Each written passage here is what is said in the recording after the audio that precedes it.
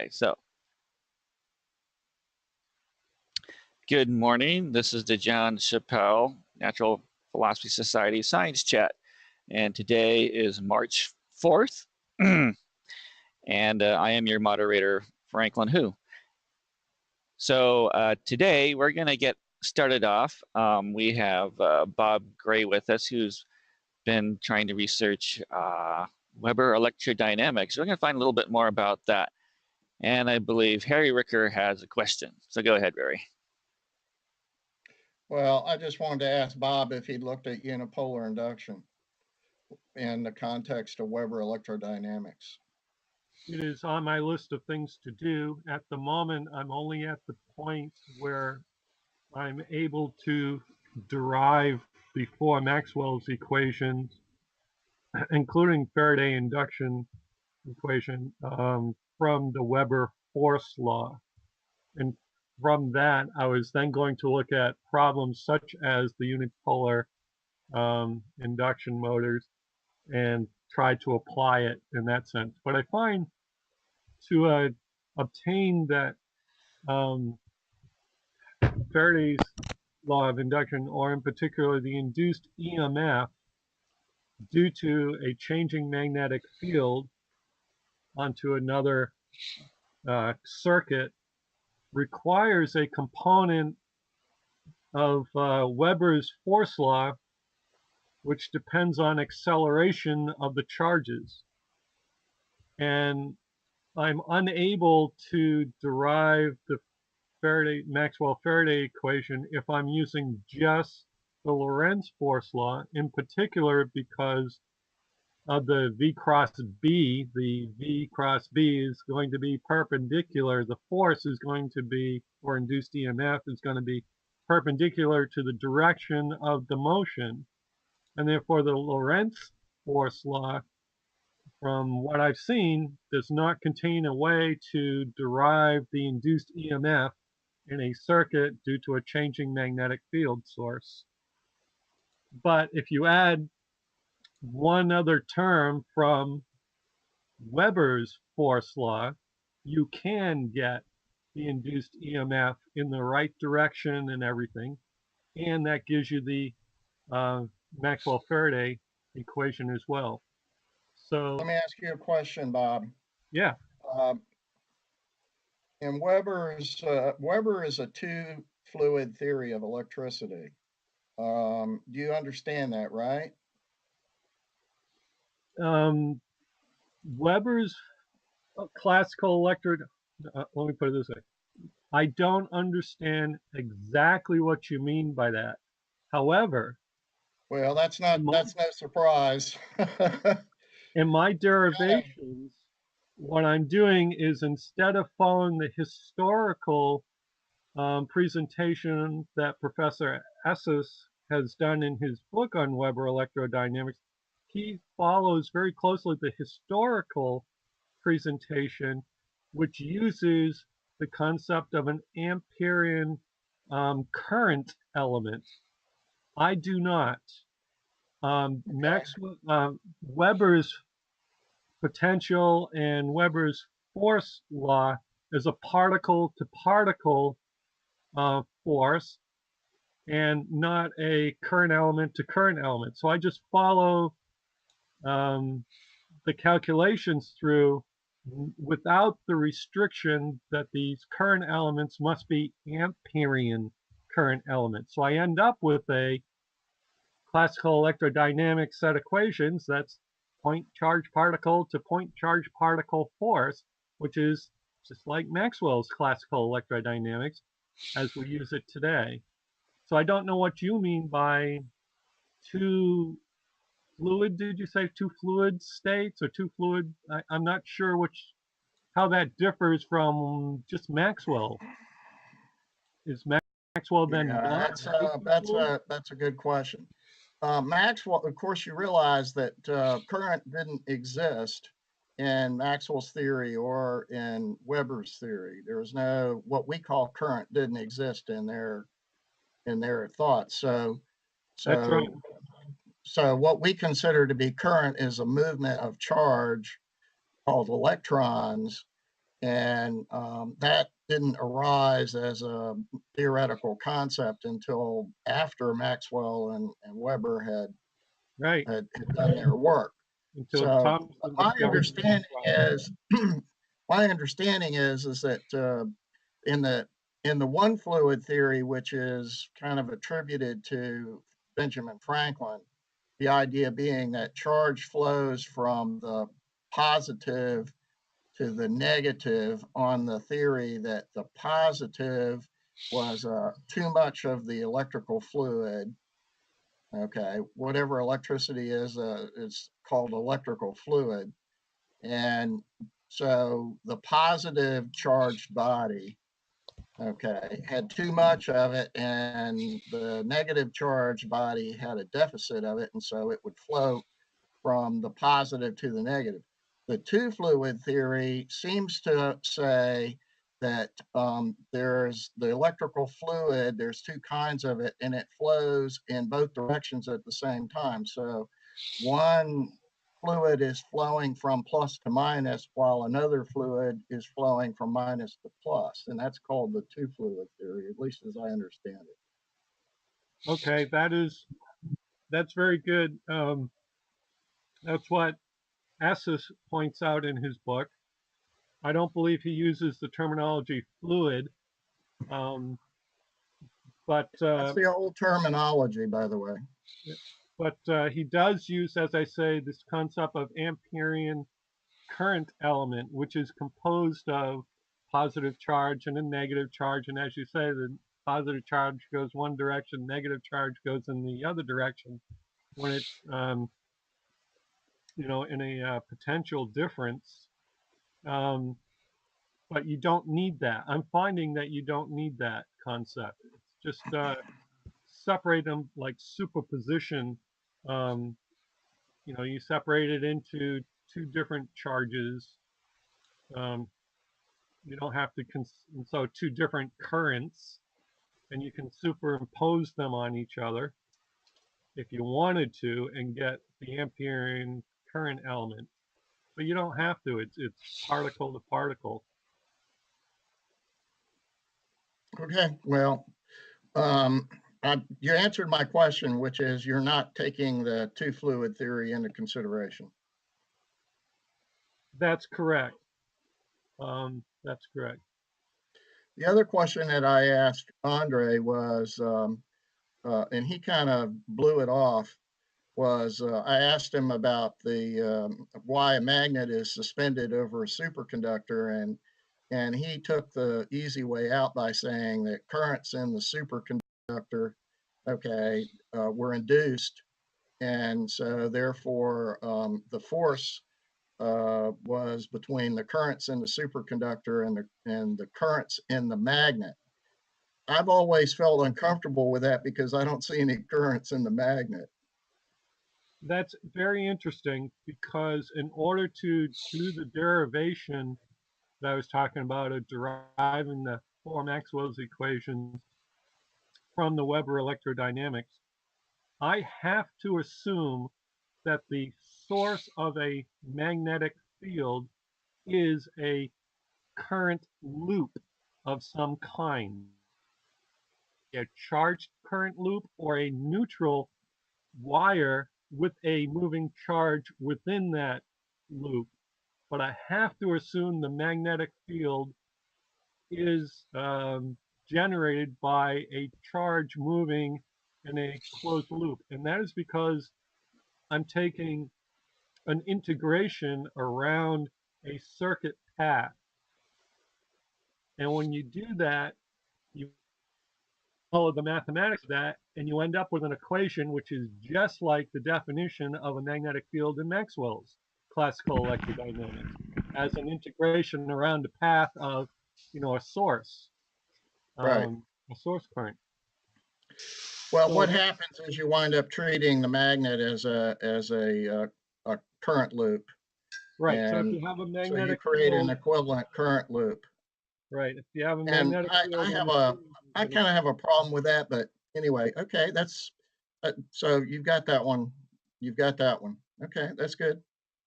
yeah. Well, what about the question about how is it possible for a permanent magnet to have current loops in it? Well, There, go ahead, Bob. well, it is composed of charges, and I don't know if it's the electron orbitals. I Is think that, they've experimentally excluded that idea that it's not the electrons orbiting around the atoms that's creating the charge loop. yeah, I just don't know at this point. Yeah.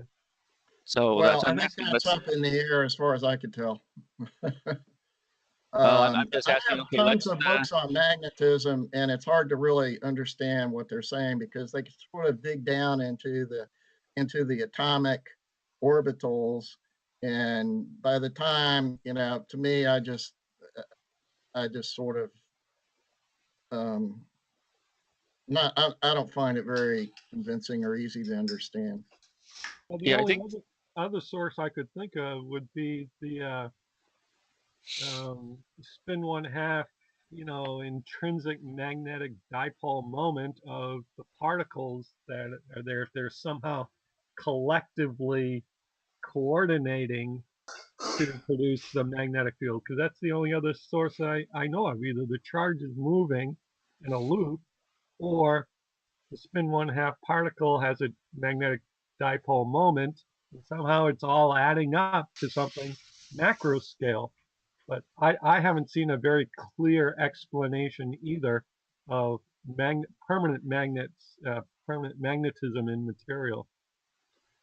Well, I think the problem with those explanations is that those properties are shared amongst many, many. In fact, all materials have those spin properties, but there are actually only three strongly ferromagnetic elements in the universe, which is iron and cobalt and nickel. So why would it be that only those three elements exhibit ferromagnetism and no other element, except to a very minor degree, does? So that kind of that little piece of data there would kind of exclude that the magnetism is coming from an atomic scale, because lots of other atoms should exhibit magnetism if that were the case. That's a good Maybe, Uh, point, Franklin. maybe I because puzzled over that a long time. yeah, I'm sorry, Bob. Go that's all ahead.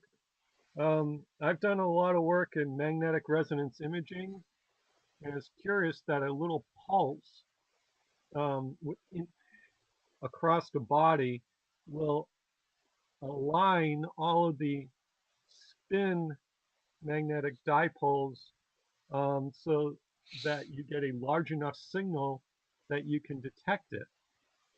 So I'm thinking maybe the magnetism is due to an alignment, as I say, of these dipole moments intrinsic in the electron.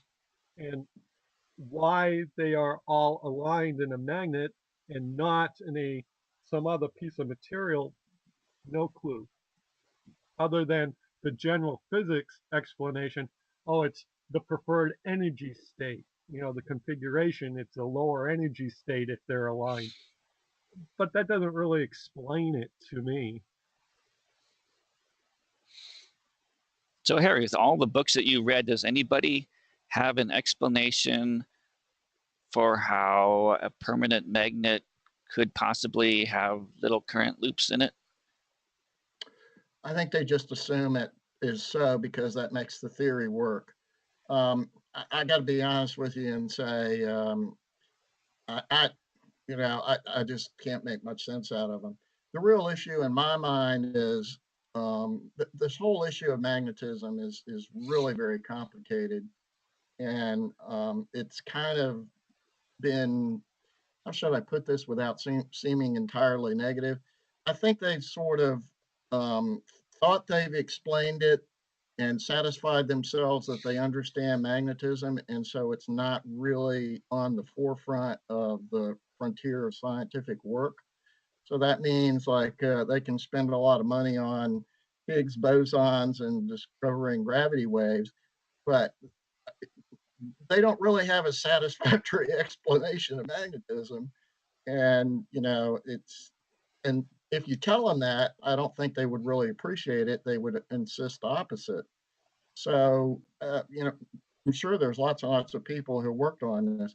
You know, I worked on this and looked at this, and I got very frustrated when I got to, this part of the whole science of magnetism, because I really couldn't figure out anything that made any sense to me about it. It just seemed kind of like,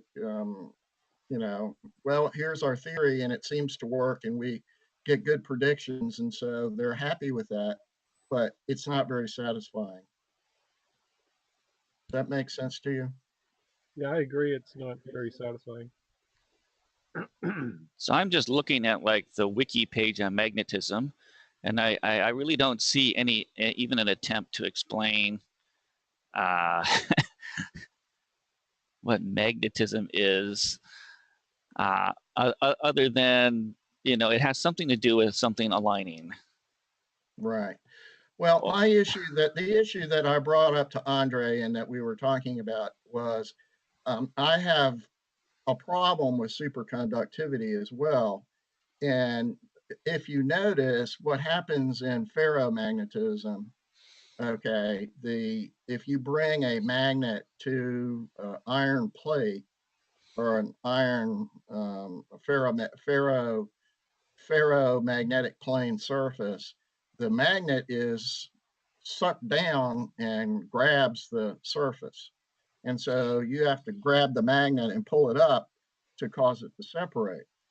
In the case of superconductivity, what happens is exactly the opposite. The magnet is repelled by the superconductive surface. It's repelled, okay, which is the total opposite of what happens in the case of ferromagnetism. Now, in my opinion, I don't think anybody's really explained, to me, that's just like a fundamental thing that physics needs to address, but I don't see that they've addressed that issue at all. I agree. Another item on my list of things to study is what the heck is superconductivity beyond just the standard explanation of pairs of electrons. Well, maybe superconductivity is a clue, because somehow we're trying to explain how could there be a current loop in something. Now, I suppose we have the example of superconductivity, because if we have a superconductor and we put a current in there, that current will sustain itself forever, right? So it's possible. Yeah, if it's a loop. Now you got a bunch of big problems. Okay, got to be careful about this. Okay, because then that gets you into the Meissner effect, and so that's if you have a superconductor that's formed into a loop structure, okay, or a bunch of wires that form a loop, and it's a superconducting wire and it forms a loop. What happens is that if you place that next to a magnet, place the loop next to the magnet, and then you take the loop down to the superconducting temperature and then remove the magnet, the loop will retain the magnetic field that it had when the magnet was present. That's basically what superconductivity means in that particular example. You understand that? It's really kind of hard to grasp at first. Well, I suppose, I mean, if we had a superconducting loop, that itself would be a source of it would be a magnet, right? Well, you have to understand, here's what happens. Let me explain it to you again. You take a magnet and you put it next to the loop so that the magnet is basically penetrating the loop, or the field. So the field of the magnet is going through the loop. Okay. Now you cool the loop to a superconducting below the critical temperature, and that makes the loop superconducting. Then you remove the magnet, and the loop maintains the magnetism that it had when the magnet was present. Well, I don't. Well, I'm bringing up a reference for superconducting magnet. Now, the experimenters use this because they can create enormously large magnetic fields without using any power. Basically, I mean, that's how the LHC works. They use They use superconducting magnets, and the only reason why they don't have to put so much energy into making those electromagnetics work is because it's superconducting, right? Well, it's the wire that's superconducting, and so essentially what that means is you can have more current going through the wire without it getting hot and burning up. That's right. So you can have, but I think the clue is that you can use a superconductor to make basically a permanent magnet, as long as the I just explained it to you. yes. Well, I mean, do you agree that you can use a superconductor to basically make a permanent magnet? Yeah, that's what he was just demonstrating. Yep. So maybe that's a clue, right? Well, that would be. Yep. Yeah, but then you have the problem of the process requires, first off, I explained it, that in ferromagnetism, the direction of the magnetism and the way the magnetism operates is opposite to the way it operates in a superconductor. So that doesn't really work. How would, no, I don't think so, right? Let me go over it again. In the case of a superconductor, the field is opposite to, is a repelling field. So when you have a magnet brought close to a superconducting surface, the magnetism is opposite and it repels. In the case of a permanent magnet in a ferromagnetic object, the opposite occurs, they attract. So I don't know how that would affect the fact that if you have a superconducting loop, that that itself acts as a magnet. I mean, it's an electromagnet, right? The point, Franklin, is this is the magnetism that is induced or produced is in the opposite polarity. And that means, why is that a problem? As I explained it, let me go through it again. In the case of ferromagnetism, when the magnet is approached to the iron object, it induces in the iron a magnetic field. This is called magnetic induction that causes the iron to be attracted to the magnet. Okay, so you have an attractive force. In the case of superconductivity, it's not an attractive force, it's a repulsive force. So the polarity of the induced magnetic field is opposite in the two cases. So the two cases, the field that's induced are to each other. So that, you understand what I'm saying there? Well, I just don't think that creates a necessary problem. I mean, we were talking about induction. So induction. Your attempt to explain how a magnet works based on this principle of superconductivity doesn't work. Okay. Well, I still don't see why it wouldn't. How that works. You're just trying to make the fields don't seem to be in the right direction as far as I could see. Well, magnetic fields can always be in one of two directions. I mean, they're vector amounts. You're just making up stuff. I mean, that's like saying that if you put a north against a north pole, that's somehow a problem with magnetism. They repel. It's like, yeah, so what? You have no idea what we're talking about, Franklin. So let's just move on with the discussion. No, we're trying to figure out, how is it that how a magnet could become permanent? How could it contain current loops? So the hypothesis that I'm exploring is that, well, if superconductivity were possible, then there could be these current loops in the magnetic material. Yeah, but I explained to you that the current loops are in the wrong direction.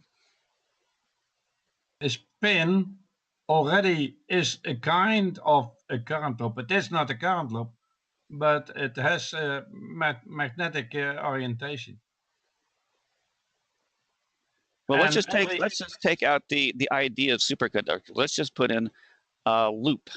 All you need is a loop, because maybe that's what's confusing you, Harry.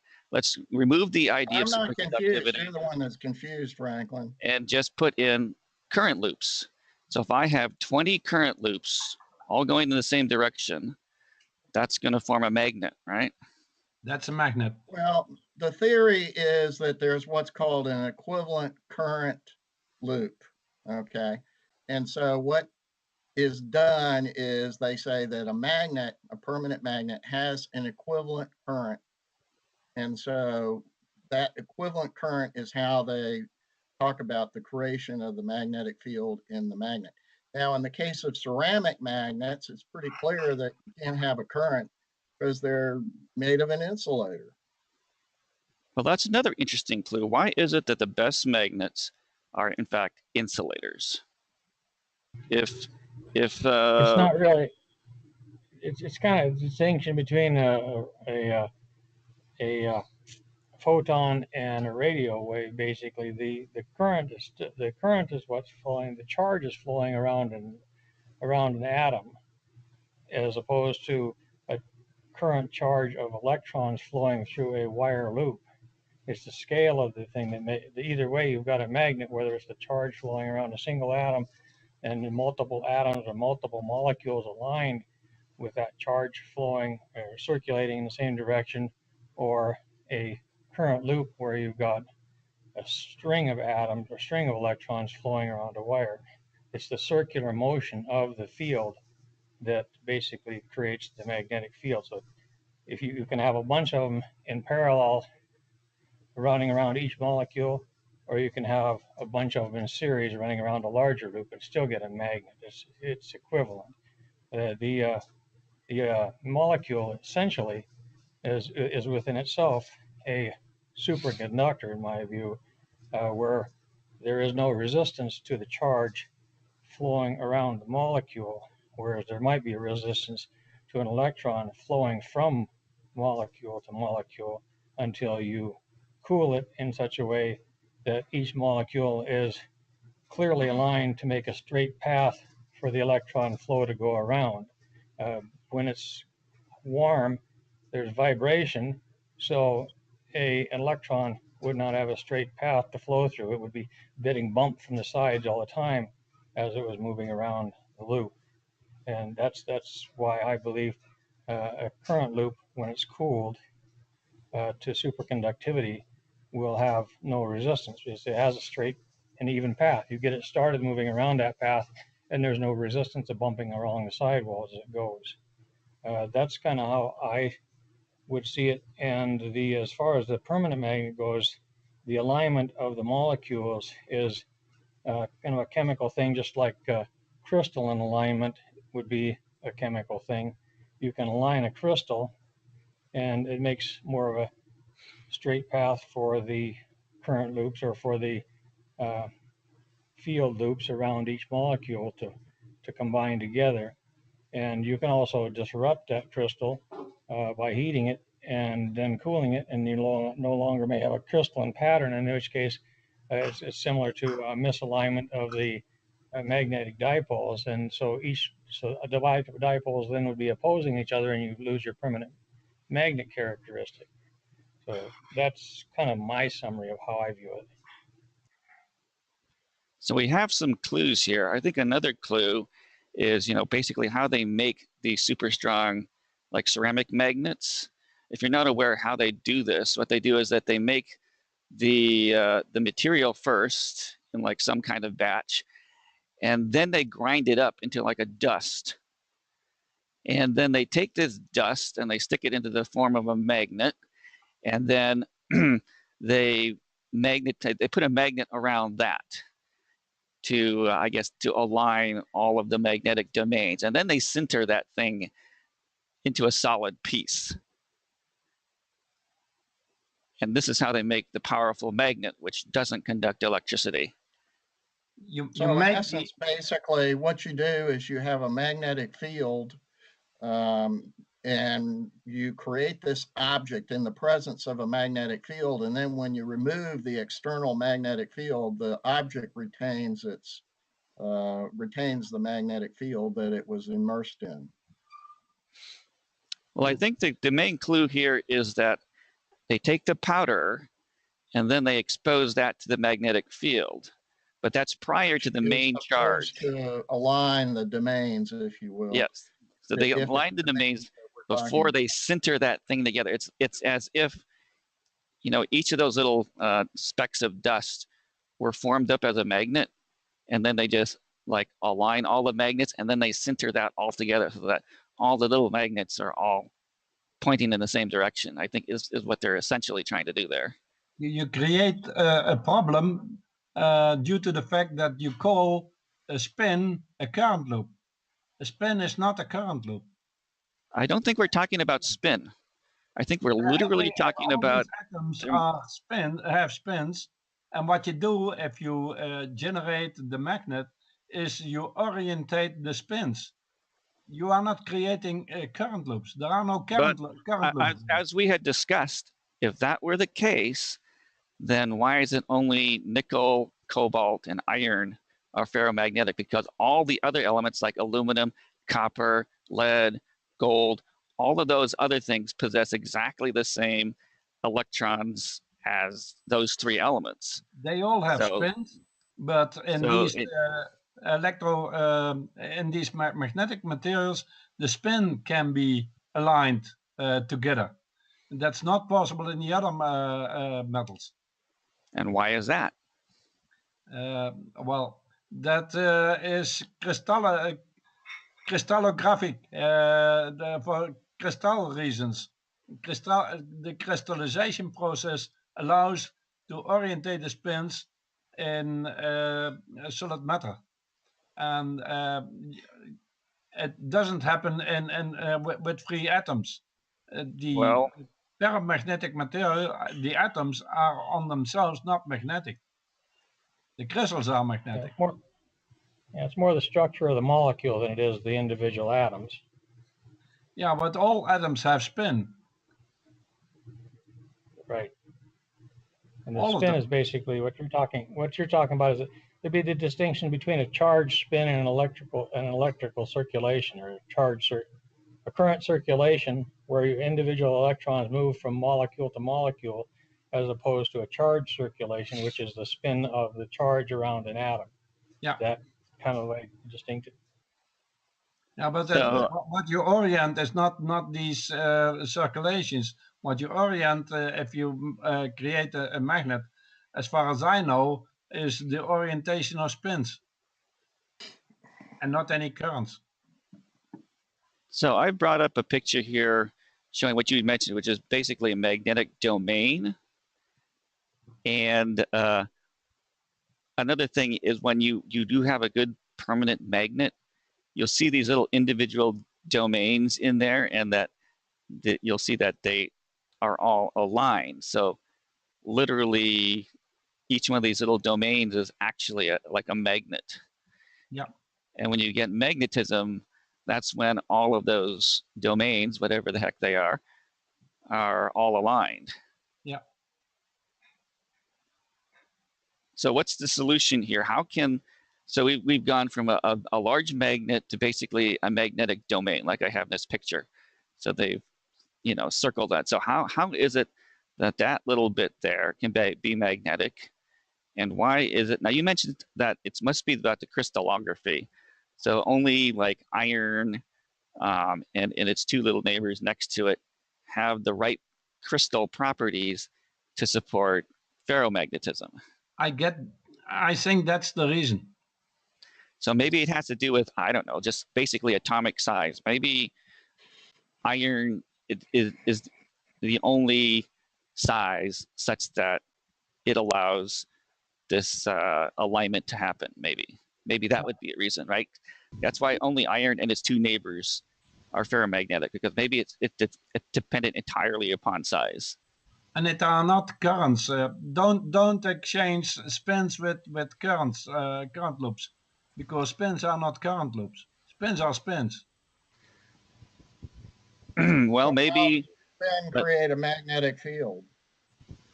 A spin can create a magnetic field. Yes, it does. How does it do that if it doesn't involve any charge current?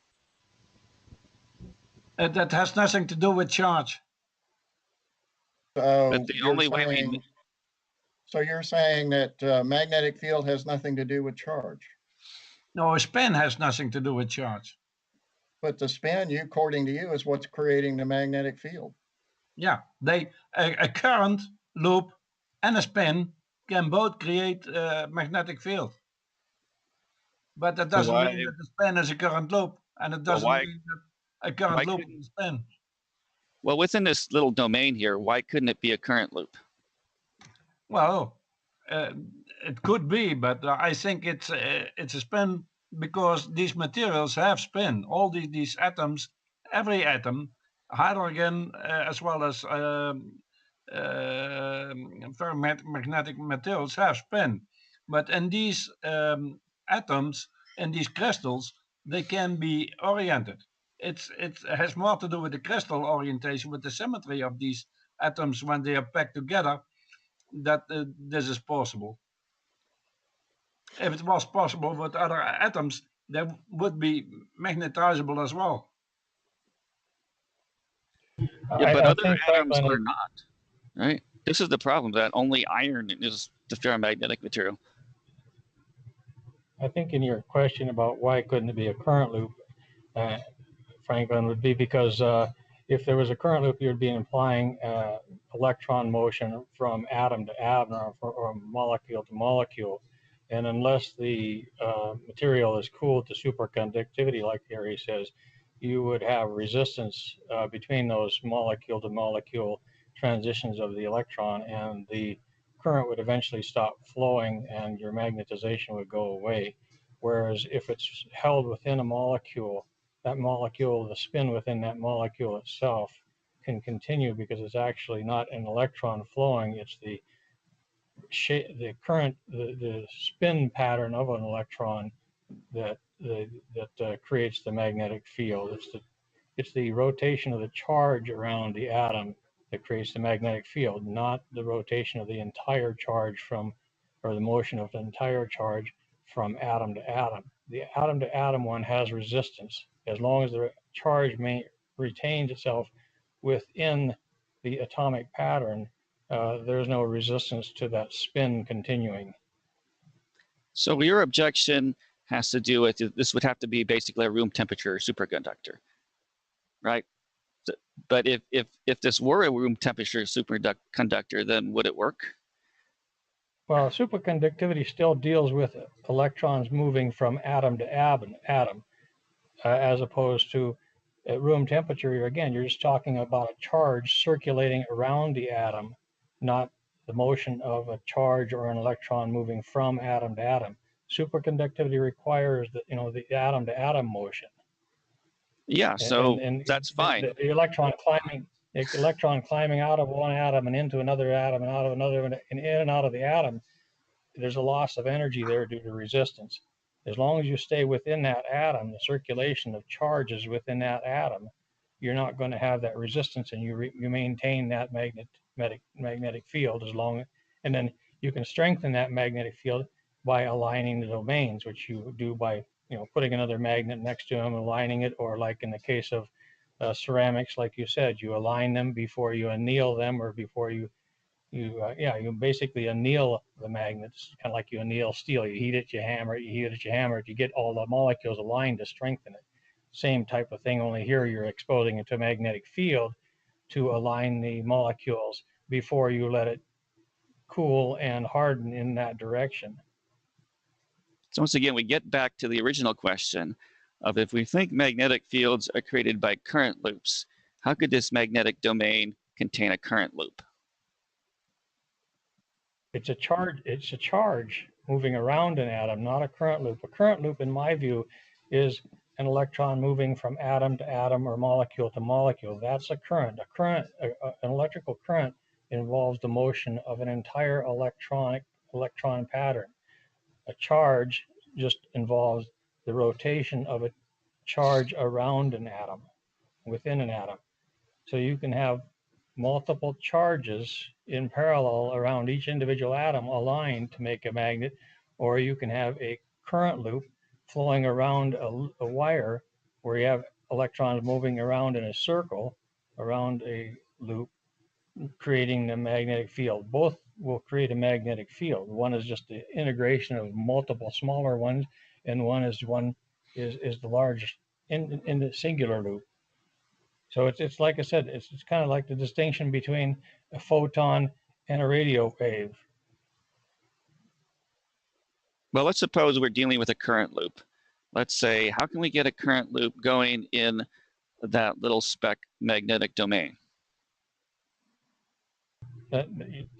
You're missing the point. That's not the case. You don't have a current loop. You have a charge loop flowing around each individual atom within that domain. And the sum of it makes up the domain. Are we like splitting hairs here? Because as long as you have a charge going in a circle, that's a current loop. I don't care if it's around I don't care if it's around a molecule or around an atom or around Mickey Mouse's head. That's a current loop, right? No, no. A charge not moving cannot make a current loop. So a current loop is in fact a series of looping charges around a central axis. That's a current loop. But the spin is just a feature of elementary particles, and that have a direction that can be up and down or standing in any direction. And if you put them all in parallel, you have a magnetic field. And why would that be? Well, that's a spin is a kind of current. Because because now this is the basic problem, which is that we can create magnetic fields using electromagnetics, and that's just a loop of wire. Yeah. And so we definitely know that we can create magnetic fields that way. Now, we can't do the equivalent demonstration with atomic spin because we can't control atomic spin. All we can do is, so I don't know readily that magnetism is due to an alignment of spin. Because our experiments tell us that magnetism is due to flowing charges, right? And that's individual electrons flowing around a wire. That's large scale behavior. If you are within a crystal at atomic scale, then in ferromagnetic materials you can align spins. And we know this how? The way that you showed, you make fall dust-like particles, and then you align them with a magnetic field, and then you bake it.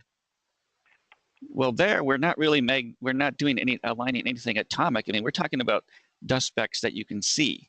Each one of those dust specks contain probably 1,000 billion atoms, right? Yeah. If you create, and you're aligning those things. You are aligning the spins of these atoms, the resulting spins of these atoms. There are a lot of particles in them. They all have spin, and the atom has a resulting spin, and that spin is aligned. So what you're saying, Hans, is that spin is magnetism. That's basically what I hear you saying. I don't know why you use the word spin. Why don't you just say magnetism? Atoms have magnetism, and we line up all the magnetism in all these atoms. Why do you have to even throw in the word spin? That seems to me to be... Spin is a property of an elementary particle. All elementary particles have spin. Which is measured by the fact that it's magnetic. Fermions have half... Spin is nothing more than magnetism. Sorry, I don't understand you if I'm talking. Well, I mean, as far as you're saying that spin creates magnetism. Isn't that right? Isn't that what you're saying? Spin is a kind of magnetism. Well, is it kind of magnetism or is it magnetism? What is it? Well, half integral spin. Well, it sounds to me like you don't know what you're talking about. It's a kind of magnetism. You can orientate it. It's a kind of magnetism. It's a magnetic vector. Well, I distinguish it. I distinguish the difference between charge and spin. Charge and a charge and a magnetic charge is basically if you have a charge, it's actually the precession of a pattern around a sphere. And if that precession flattens into a plane, then you have an orientatable spin. But if you have just simply precession of a pattern around a sphere, it's constantly changing directions, and you have a negative or positive charge depending on the type of the pattern. You But if can, you start, if you linearly, if you were to take, if you were to imagine a pattern, a wave pattern that is circulating around a central sphere in a precessional pattern, then you have, no matter, over time, you have the same characteristic. It appears the same no matter which direction you look at it from.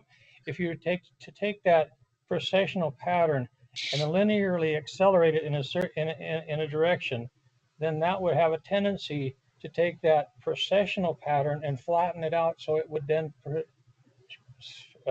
circulate in a circular pattern perpendicular to the direction of travel, which would flatten out that spin to a particular plane. Once you've flattened out that spin into a particular plane, you now have polarity. You have the front and back of that spin, and that gives you the north and south of a magnet that rotation of that charge around that atom is creating.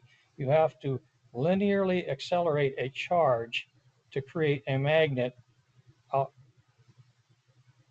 yeah, but And spins have no relation with electric charge, but spin have relation with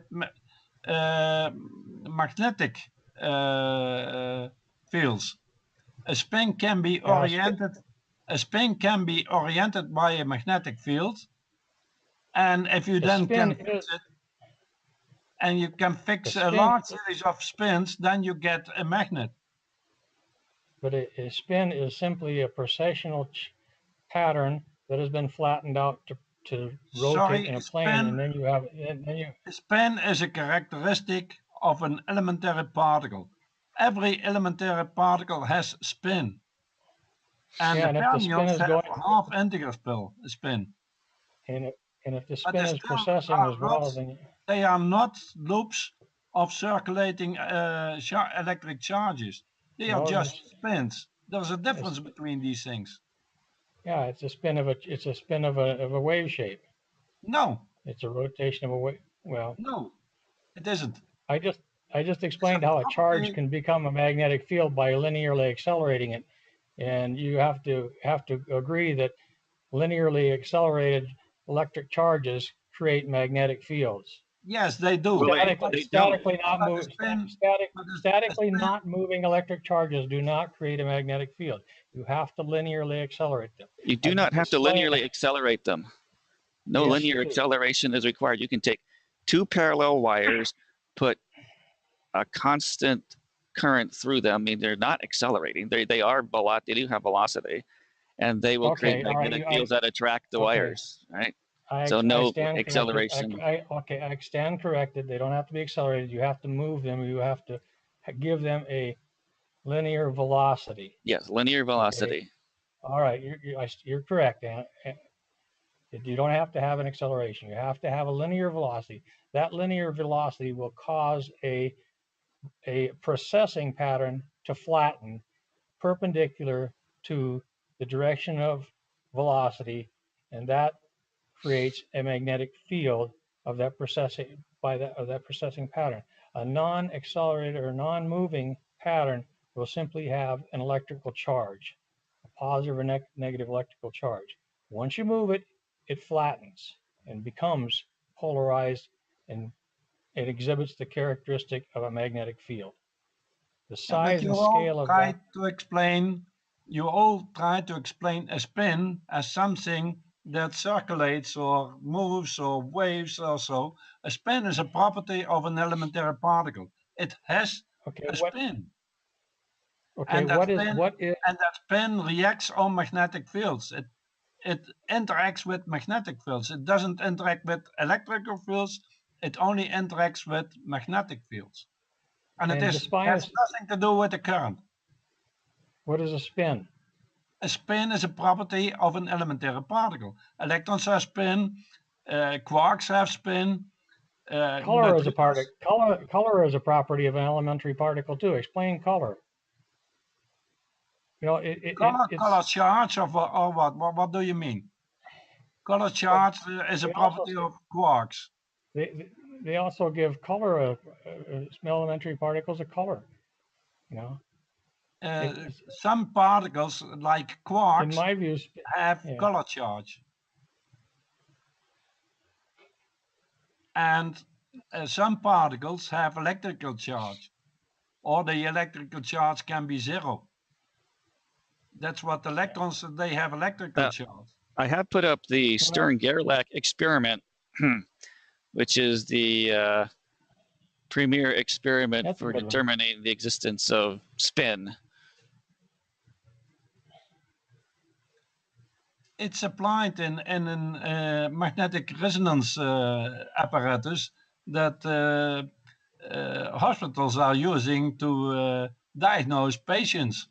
It's a known principle. It is an interference between magnetic fields and spins of organic material, and there's no magnetic material in between. These organic materials, the organs that are analyzed, they just have spin, and that interferes with the magnetic field of the apparatus. And it is a dynamic process, not a static process. Okay, well, but let's summarize what you think, how this works. So Hans thinks that the atoms have spin. These spins are aligned within this domain, and somehow the spin is another way of creating a magnetic field. Yeah. So that would summarize what you're thinking.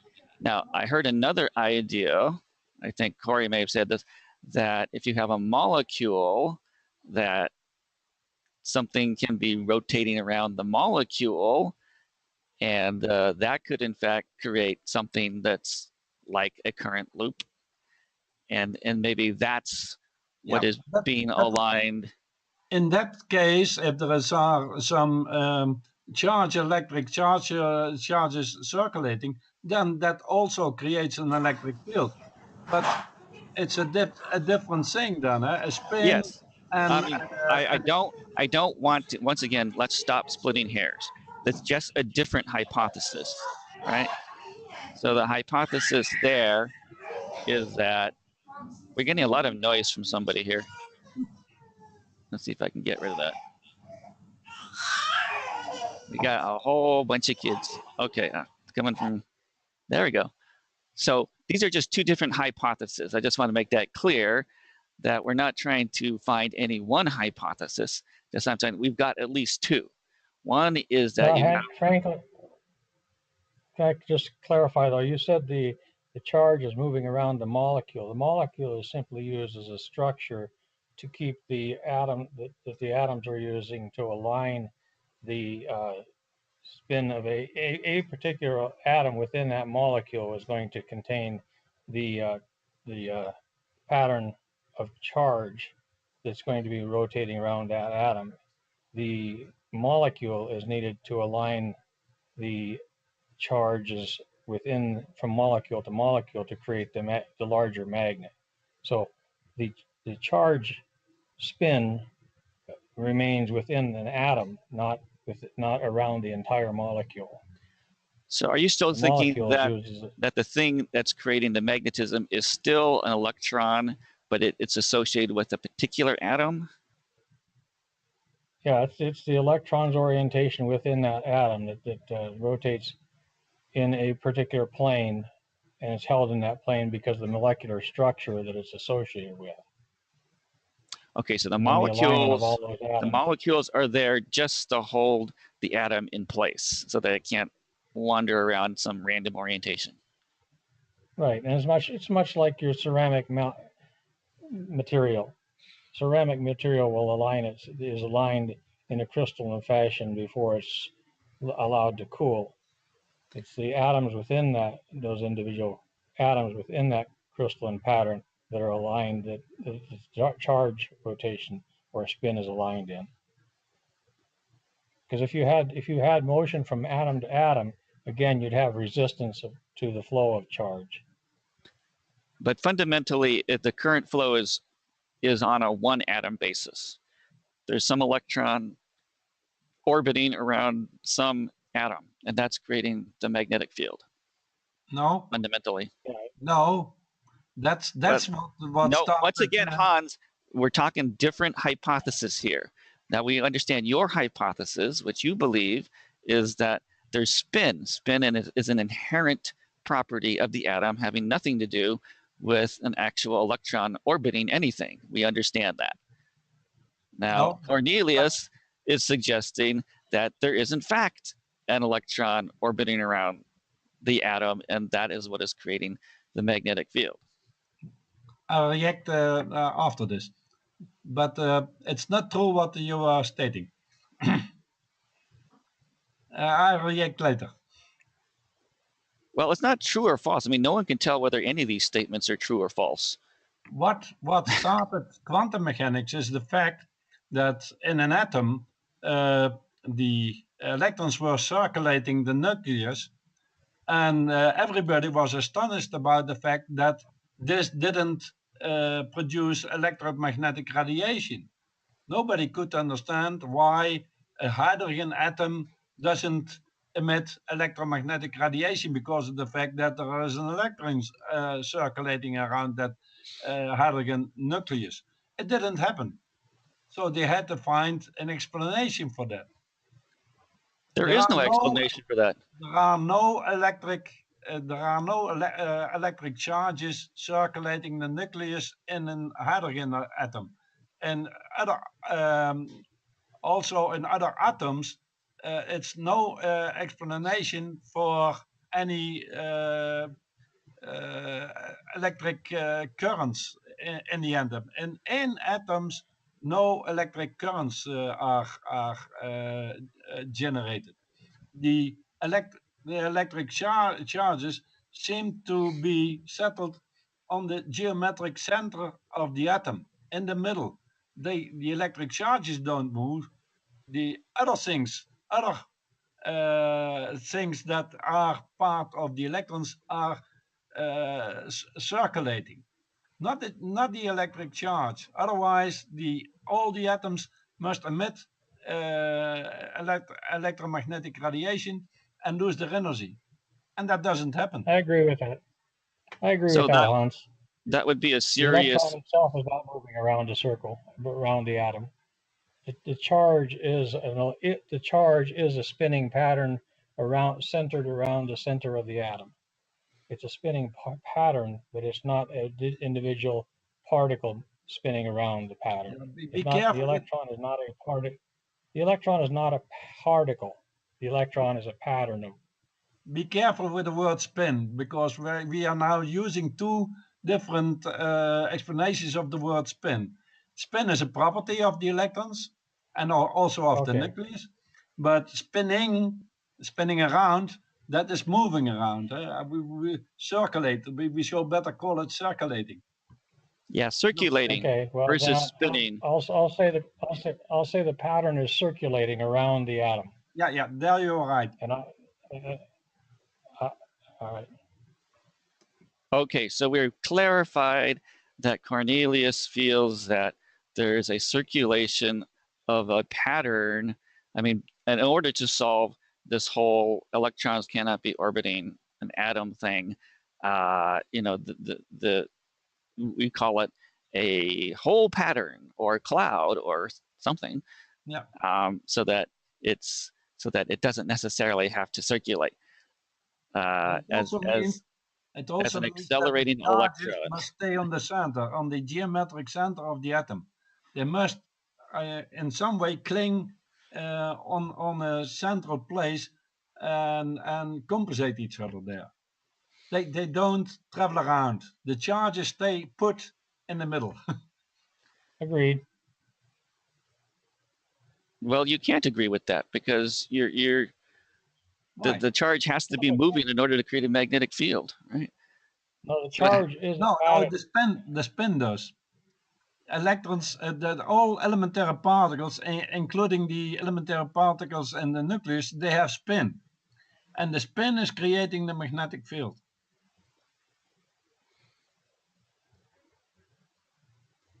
But once again, as Harry points out, it's not clear how spin generates magnetic fields. It's clear that electrical currents generate magnetic fields. If you So try to understand that would be if you try to understand spin as something similar to a current, then you did the wrong interpretation of what spin is. Spin is just a property of elementary particles. But once again, you haven't really explained why is it only iron has this property. What is it about iron that makes only that element ferromagnetic?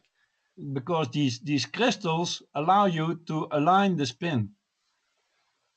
And crystals exist in all elements: copper, silver, gold. They all exhibit similar crystal structure. So why isn't those magnetic? These atoms, iron, nickel, and cobalt, allow you to align their spin. And other atoms don't do that.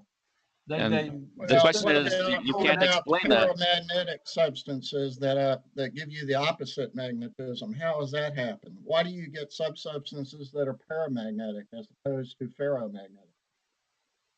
That's another good question.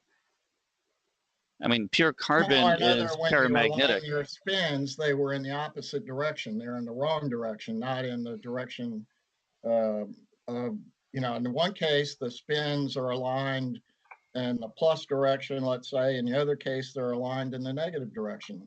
That doesn't make any sense. I have no proper answer for that. That must be sought somewhere in crystallography or something. That must be able to give the answer. It has to do with the spins of these elementary particles, and it is not created by charges that are looping around. That also creates magnetism, but there are two different things that can both create magnetism.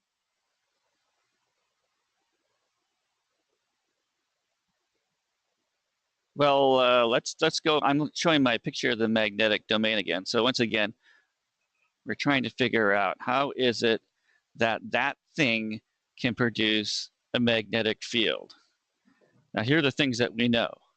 We know that magnetic fields can be produced by electrical currents. This is a thing that we know. Now, we also know that if you were to have a current loop, a continuous current loop, that would create a magnetic field.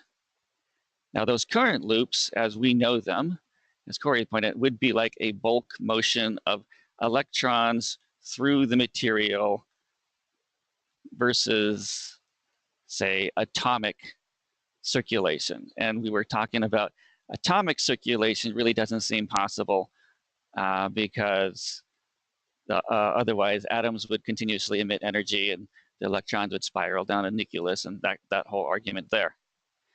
And I believe there have been experiments which have conclusively eliminated the possibility that the magnetism is coming from an atomic magnetism. I don't exactly have that reference, but the reference said that mainstream often will say that, but that the experiments actually contradict that. So that if there is a current loop, it would have to be over many, many, many, many atoms. It can't be on a single atom. So literally, somehow in this magnetic domain, there would seem to be, I mean, a logical explanation would be that there is actually something flowing in there. I mean, they've outlined like a magnetic domain here, and maybe that outside is actually just like acting like a wire. I mean, is that another hypothesis that, say, the current is flowing around the outside of the domain? But now the objection that Corey brought up is that the only way to sustain that is if that were some kind of superconductor. Now, in the theory of superconductivity, I mean, they're still looking for room temperature superconductors. So they haven't ruled that out. So I would suggest perhaps as a third hypothesis that what's going on here is that the crystal that is allowed to be formed in these ferromagnetic elements is of the correct size and nature that it will allow a very, very local superconductive loop to be formed in the material. So let's just say that it will form a superconducting loop around the border of these magnetic domains. But you would just, so the only thing you'd have to swallow about that is that those magnetic domains form individual superconductors. So I would put that out as a third hypothesis. So we have three hypotheses. One is that the magnetism is coming from the spin of the individual atoms, which are aligned. So that's one hypothesis, and that's Hans's hypothesis. Second hypothesis from Corey is that the individual atom's orientation is being held in place by a molecular structure, and that it's still relying on the atomic generation of magnetism. Or three, which is the hypothesis I'm putting forth, is that there's literally a loop of current running around the outside of the magnetic domain, and that is only possible due to the specific, perhaps these atomic spacing of the crystal. It has to only be that particular size that allows that to happen, and that the domains are actually room temperature superconductors. So I'll throw that out. I'll throw that out as a possibility. I think all three are perfectly possible ways of, as long as you have a circulating charge, whether the scale won't matter. And then you could have a large electrical wire that you force electricity through, and you still get the magnetic field. So I think your superconducting micromagnet is just as likely too that the crystalline structure can form a path in which there is very little resistance to flow of individual electrons around that tiny loop. That gets into a lot of, mechanical structure of atoms, and when you're talking about building a structure like that from fundamental particles, which we don't even know how to define what is the mechanism for an electron or a neutron or a proton to exist, or we haven't defined that, I should say. We're building these larger superstructures from those basics, and any one of those things can certainly make a magnetic field and be added and be integrated together to make a larger magnetic field.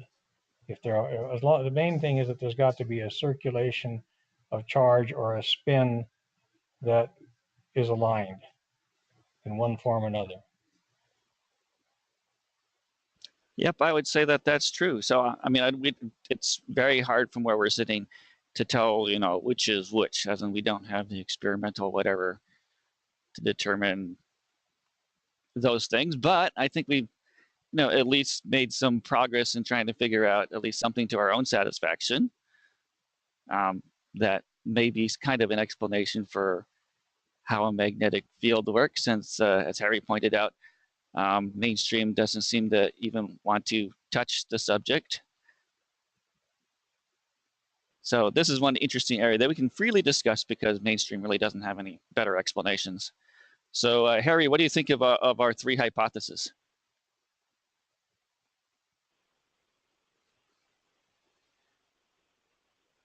Harry still there?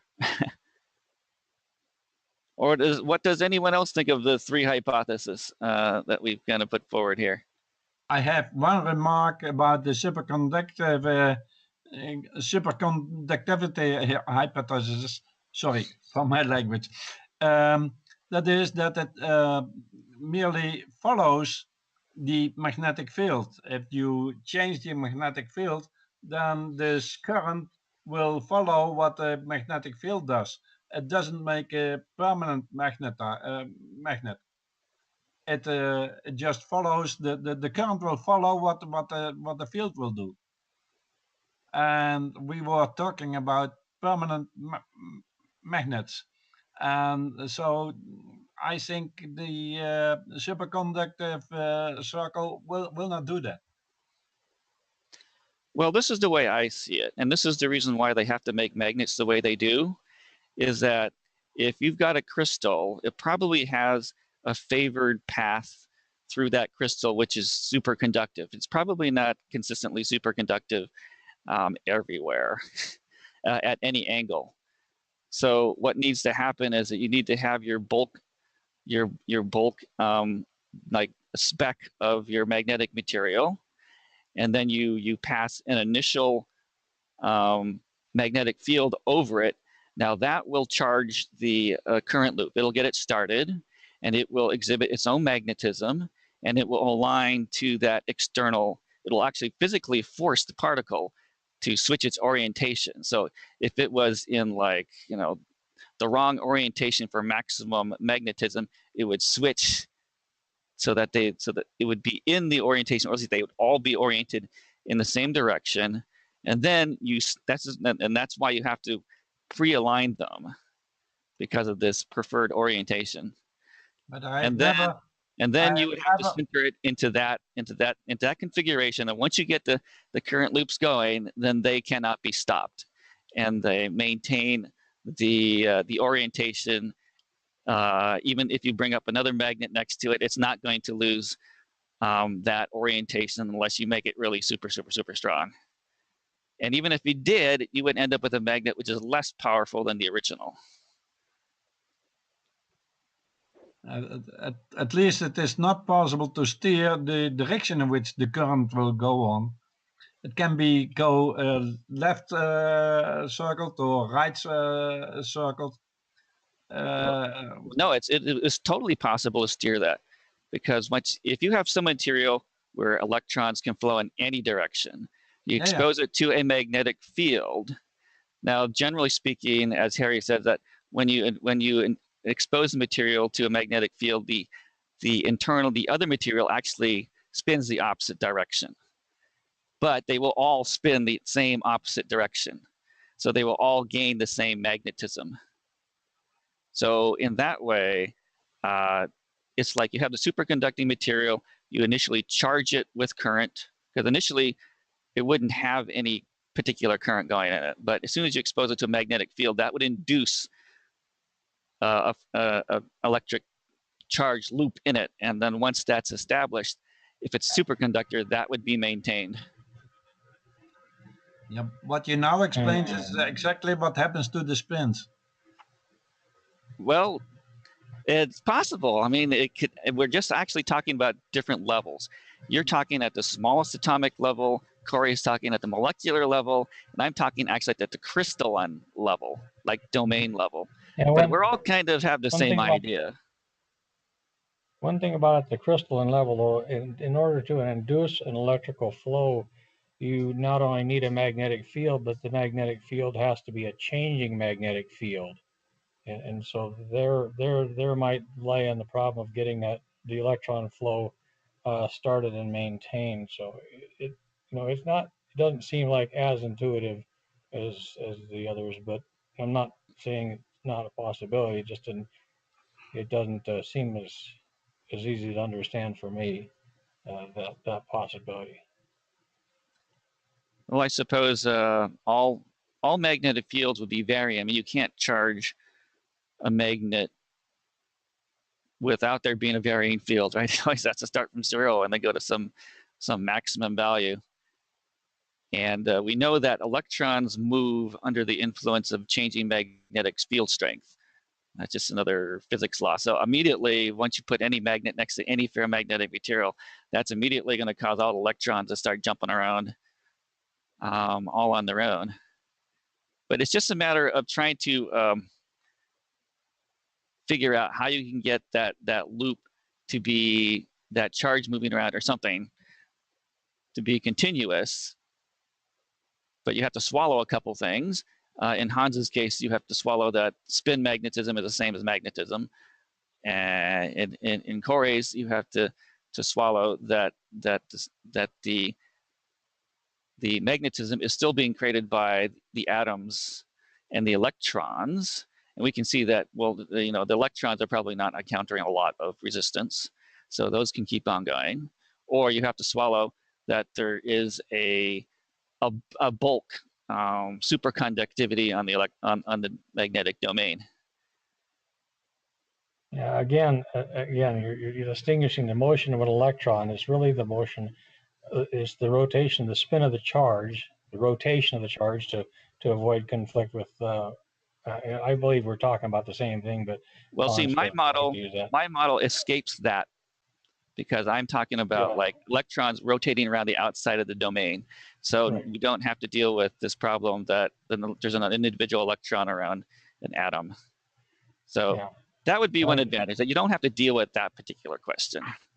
Yeah, but yeah, in my case, it's still the rotation around of the charge around the central point of the atom, and which is simply the same as Hans's, I believe. I think we're just talking about, I'm talking about an actual rotation, and he's just using the word spin without a definition of any mechanism for the spin.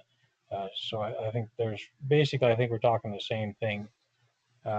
In your case, I think you're talking about actual electron patterns, or whatever you describe your electron as a solid little ball as. The actual electron moving from atom to atom or through the material.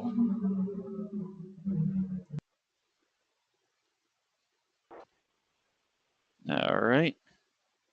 Let's see here. Well, I'm wondering whether I should go on my little soapbox and about what spin is. You guys be interested in hearing my rant about spin? Because I would basically, I mean, in massive contradiction to what Hans is saying, I would actually say that spin doesn't actually exist as an atomic property. I would say that spin is like a property like alphabetism for an atom, where like hydrogen has the property of H as a property, and oxygen has the property of O as a property, but that is just some property we have arbitrarily assigned to atoms, and it has actually no physical reality at all, is my rant. Why is electrical charge a property of an electron? That's because we can positively measure the quantity of electric charge on an atom, and it doesn't, and we are measuring that property directly from individual electrons, and so that's why we can measure charge. But spin cannot be measured that same way. Yeah, it is. A spin can be measured, not exactly the same way, but spin of electrons can be measured. They did measure the spin of the Higgs particles, for example. They know that it has this zero spin property. So I challenge you to explain how they did that, because when you do, you'll find out that they didn't actually measure that that's basically a conclusion based on theory. There isn't a single experiment you can point at that measures the Higgs boson as zero spin. The main property of spin is that it interacts with magnetic field, and it doesn't interact with electrical field. It only interacts with magnetic field, and that's how they measure spin. Well, I'm saying that spin is not an inherent property of the electron. Yeah, you can say that. You can say that, but it's already known about a century that elementary particles all have spin. And that's what I'm exactly claiming is bunk. That is not, it's not. I think I think you brought up an experiment earlier, and I can't remember the name of it now. Darn it! That basically deflected Yeah, charges, I charged have that molecules. displayed, which is a Stern. Well, let's see here. That, Hold on a minute. It's the Stern Stern the Gerlach. Stern-Gerlach, yeah. Let me share that. So this is the experiment which theoretically showed that what spin was. Now, I've got a couple problems with this experiment.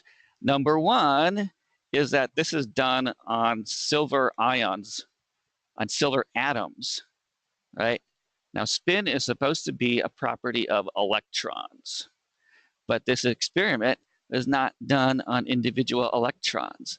Now, So how can you say that spin is a property of an electron when you haven't even done the experiment on individual electrons? spin is like electric charge. You can sum up electric charges in an atom and then come to a total charge. And the same thing happens to spin. You can add up spins and then come to the total spin value of an atom.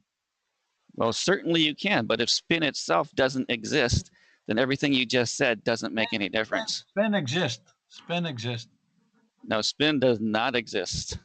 Yeah. An individual electron, this is my claim, an individual electron does not have spin. Yeah, but frankly, that stops the discussion if you say it doesn't exist. Yeah. Yeah, well, that's why I can only say it exists. That's what I'm arguing. I'm arguing that spin doesn't, and it's a made-up property.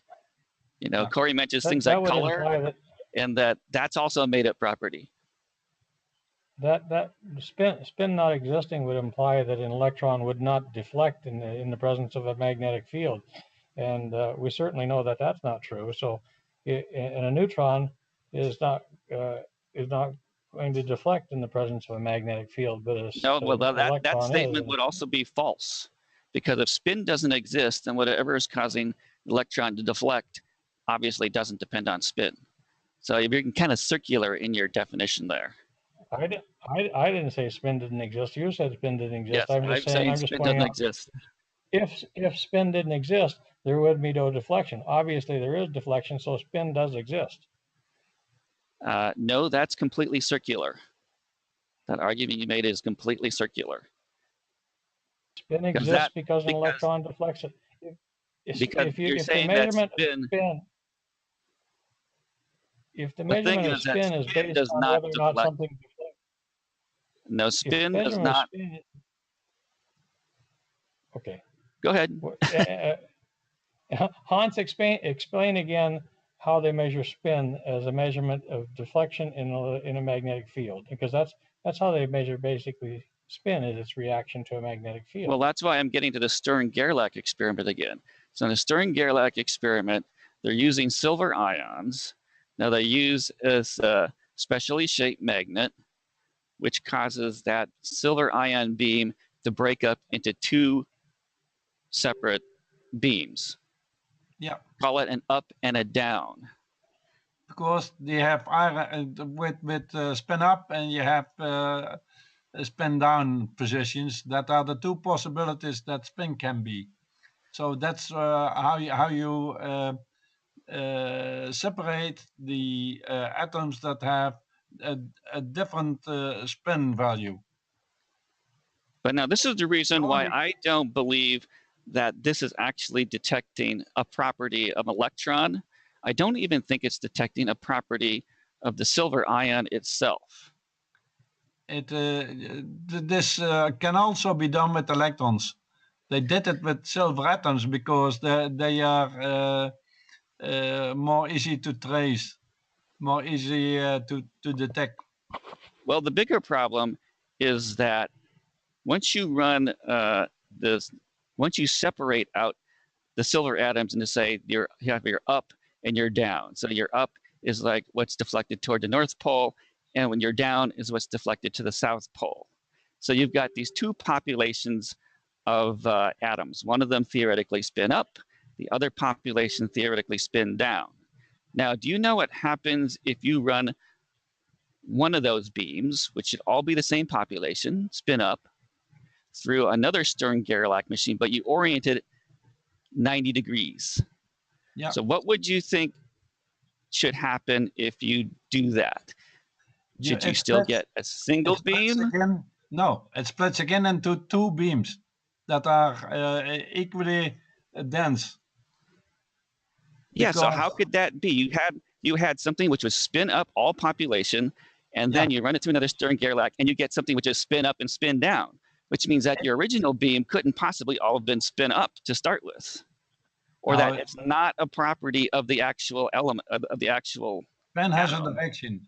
Spin has a direction, and if you turn the direction 90 degrees, then you have mixed disturbed the original spin direction, and you can still again split it into two beams that have the same density. Yeah, but I'm saying is that it then is totally dependent on the orientation, in which case spin is not a property of the electron. What it is, spin is a property of orientation of the electron. It's not an inherent property of the electron. It has, if the electron has some orientation, then it has the orientation of its spin. But then spin is not an inherent property of the electron. Why not? Because the spin, you can orient an electron every which way, 360 degrees, right? Yeah. So does it have 360 degree spins of spins? Its spin has a direction, and it is part of the properties of an electron. But it's not an inherent spin. You must not think too mechanical, as if it is a ball or something. It's an elementary particle, and it has fundamental properties. A fundamental property is its electrical charge, its location, it is its spin, and that's about the number of properties that it has. Yeah, but if I took a tennis ball and I painted a black spot on the tennis ball, and then I called the orientation of that spot as I'm looking at it spin, I mean, would you consider that a legal property of the tennis ball? Because that's what you're telling me. The spin is like the orientation of where the point is, right? Yeah. But that's not really a property, not like an unchanging property like its weight, its color. I mean, those are unchanging properties of a tennis ball. The electron is a point-like particle that you cannot put some dot on a point-like particle. That's impossible. Well, I'm only doing that to identify that the spin, what you're saying, is just entirely orientation dependent. An electron, every elementary particle has a spin. That spin value can be zero, but for the fermions, it always has half integral value. For bosons, it has the whole integral value. But for electrons and quarks and neutrinos, they are all fermions, and there the spin has the same value for all these elementary particles. It's a property. No, I don't think it's a property at all. I mean, basically anything which can be dipole oriented is going to have spin, 1/2. I mean, anything that's chargeable, anything that has mixed charges, like fermions, are going to be, spin 1/2. That's pretty arbitrary. And everything like photons, which do not composed of individual charges, is going to have spin 0. I mean, to me, that's just not really saying anything. Well, you have to accept it. I don't accept it at all. I think it is a complete fake property.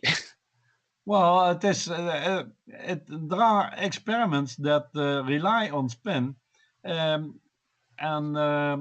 that's what the physicists are doing. They do all kind of experiments. Well, then tell me one experiment that relies on spin. Can I mention what I have read or what I understand of how they define spin is if you're looking at a particle, it can look, if it looks the same, if it looks unique in the one direction only. Like say if the particle was cone shape, there's only one way you can look at the cone and never have it look exactly the same. In a 360-degree rotation, any way you look at it, you can only look at a cone in one direction and it looks the same. A particle that has a spin 1/2 would be like a drum, where you can look at the drum from two different directions and it'll look identical to you. And so that's the distinction that I understand they use to describe a spin of 1/2 or an integral spin. Is that something akin to a way to understand spin to be, Hans? I have no idea. I Okay, do not well, try that's what to. I've read. I do not try to interpret the spin as something mechanical on a point like particle. It's impossible to do that. So Yeah, okay. you must accept that these strange things like elementary particles have something that is spin, and it interferes with magnetic fields. Okay, well, it works for me, but I don't look at a point like particle as being a point. I look at it as being focused about a point, a pattern focused about a point. So it's a little easier for me. But that interpretation is just one I had read in physics before, is how they interpret what spin is, and whether it's a spin of 1/2, a spin of one, or not. Well, I think the whole terminology is really bad. I mean, if spin is determined by what's going out the Stern-Gerlach experiment, I think it would have been better if they would have called the property spot, as in meaning the number of spots that result in a Stern-Gerlach experiment. So the spin value should be 2 because it produces 2 dots. And if there were such a thing as a spin value of 3, that would mean it produces 3 dots. And if it were a spin value of 1, that means it produces 1 dot. Because it really doesn't have anything to do with anything that we would normally associate with the word spin. So that's what I propose. I think we should call spin spot. That would be a lot clearer, I think. You're assuming that a particle would be a static thing too, and the particles are dynamic, so that might, you're painting a dot on a tennis ball as opposed to a observing a moving wave pattern or changing wave pattern. So there's a lot you can't do with a dot on a tennis ball that you can do with a wave pattern to make it look uniquely different from different directions and in different time scales. Yeah, but I think what I'm trying to point out is that what the Stern-Gerlach is doing is all it's doing is taking your silver atoms, it's aligning them with the magnetic field, and then once they choose, either a north or south orientation, then they are just pulled into these two different populations just randomly. That's why you get a 50-50 split of these things, because all it takes is for the atom to take a particular orientation. That's why I'm saying that the spin is just orientation data on the atoms. Like the silver atom, it's a dipole, and so all it's doing is pulling the stream of ions into these two different populations of dipoles. But has right, nothing to do with any inherent property of the atom. But you can do it's similar. The orientation of the spin axis. It's the orientation of the spin axis, though. And if you have a spin axis that's also precessing, which you can have a clock, like you say. You can look at a clock from the front and it's rotating clockwise. You can look at the same clock and it's rotating counterclockwise. That's because the clock is spinning in a single plane. But if you spin that clock in an additional plane, then you have precession. Then that's what the Stern-Gerlach experiment is really looking at, is the precessive characteristic as it goes through there. And the magnets are actually flipping that characteristic as they move through the magnets. And that's why you can, even though you had a spin down, that spin down can be flipped to a spin up as it moves through there, which if you're looking at a clock, it can be flipped around and looked at the next time you're looking at it coming at you from the backside, so it's spinning counterclockwise. You just flipped it as you went through the magnet. But then it's not an inherent property. I mean, you could have flipped it any which direction you could. It's but you can't if it's processing. You can only process in a single direction. You would well, have I to don't think entirely it's. stop I it. don't think it's processing at all. I don't think you need to have procession to explain this. Well, you do need a procession to explain it, and that's why you need procession to explain why a static charge doesn't have a magnetic field and a moving charge does. Well, do you care to explain that? So why I think I've is done it? that earlier. I think I've done that earlier. I think if you have a wave pattern or a pattern that is processing around the surface of a sphere, say look at a wave pattern that's processing around in the sense of winding a ball of yarn around. It's as you wind it, you rotate the ball of yarn, so you have this winding pattern around this ball. You can if you're winding it away from, if you're winding it clockwise and then you also are winding the ball counterclockwise, it has a specific processional pattern. If you were to take that pattern and give it a linear velocity, like I said, because it's now it has to compete in a it has to accelerate as you rotate, as it's spinning forward, it has to accelerate faster in the direction of linear motion that you're giving that entire pattern and slower as it's coming back. So it begins to then, rather than accelerate and decelerate constantly, it will begin to flatten out and spin in a plane that's perpendicular to the direction of velocity. And when you've done that, it now has an orientation like a clock where you can look at the front of it and the back of it, and it'll look different. But standing still, it will not have that because it will be processing constantly, and if it be processing fast enough that to you it'll look like a spinning propeller or it'll look like a little solid ball. But once you accelerate it, then it doesn't look like a solid ball anymore of spin. It looks like a flat plate spinning. And it's because of the fact that it has to accelerate faster in one direction than it does in the other if it's going to continue to process in the direction of motion. So it's easier for it to just spin in a plane that's perpendicular to the linear motion. And by flattening that out, you get your magnetic field. So that's basically how I did explain it before. And the difference between a positive charge and a negative charge is the shape of the pattern itself that is spinning around that center point.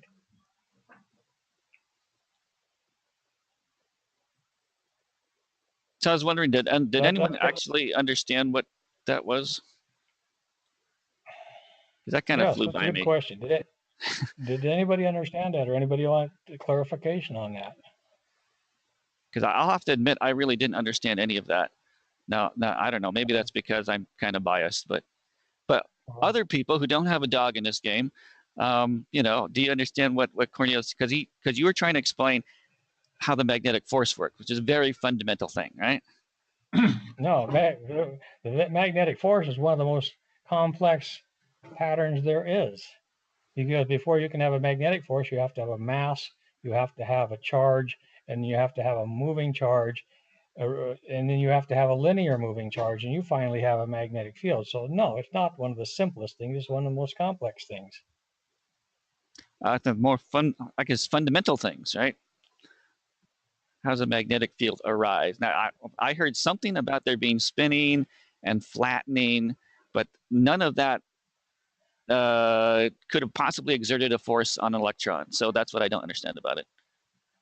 You don't know. You have to understand what an electron is too.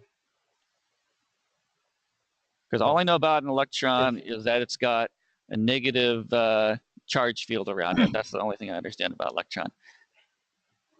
Yeah, and it explained why a charge is symmetric when it's standing still and why it's not symmetric when it's moving.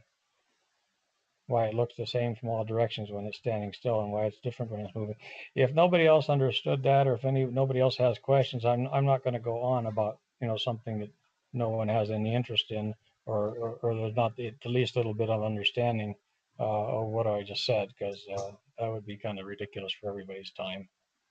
Well, it is a fundamental interest, which is, I mean, so far we've discussed about how a magnetic field could possibly arise in a permanent magnet. But what we didn't discuss is, well, how is it that given the magnetic field is something that happens in the presence of a moving charge, what is a magnetic field itself, right?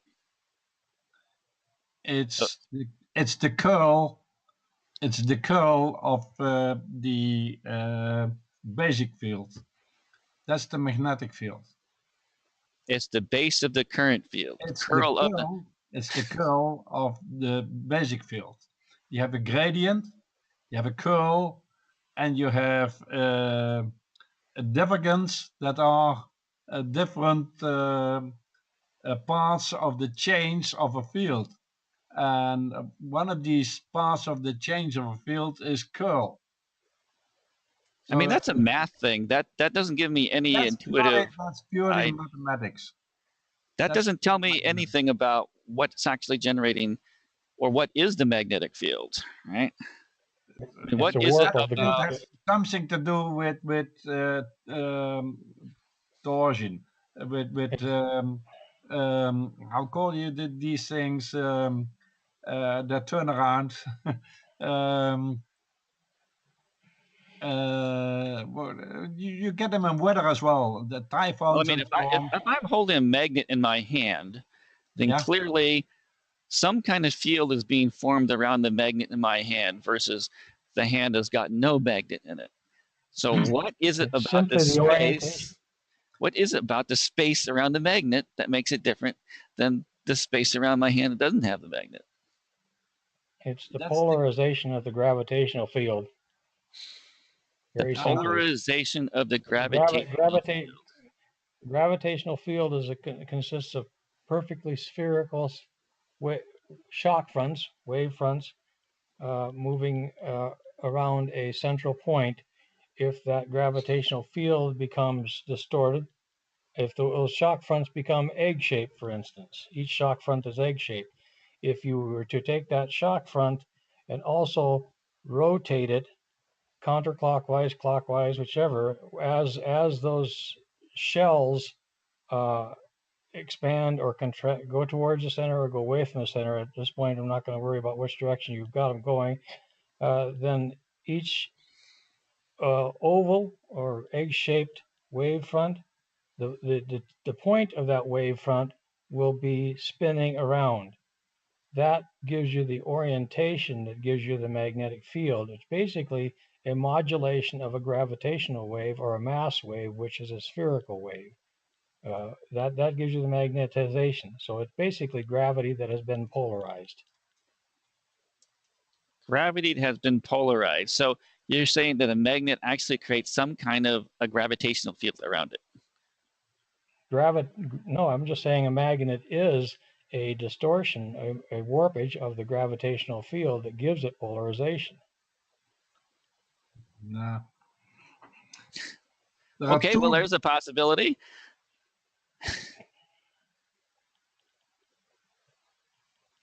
Hans, you're about to say something? There are two basic fields. One is the electromagnetic field, and the other one is the embedding field. And both fields have these different change parts. They have divergence, they have gradients, they have curls, and all those things.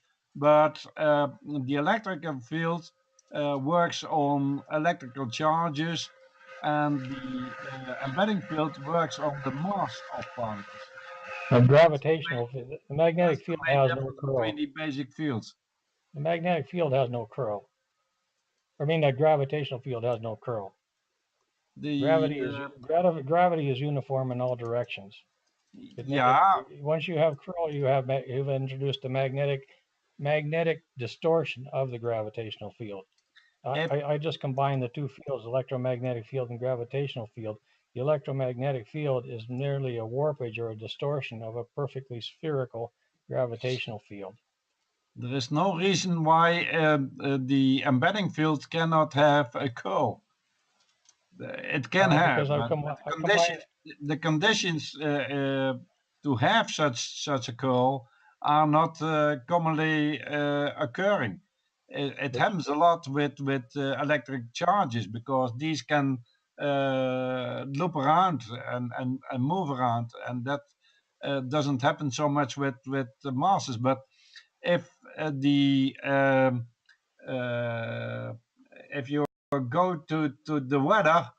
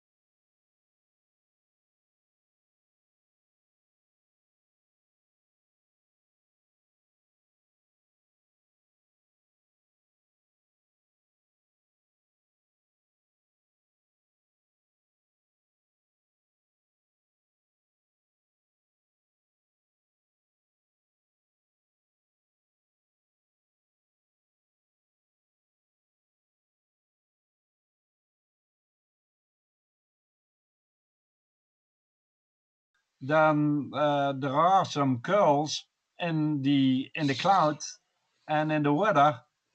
And if you go to the ocean and there is something that draws water downwards, you get these how you call them?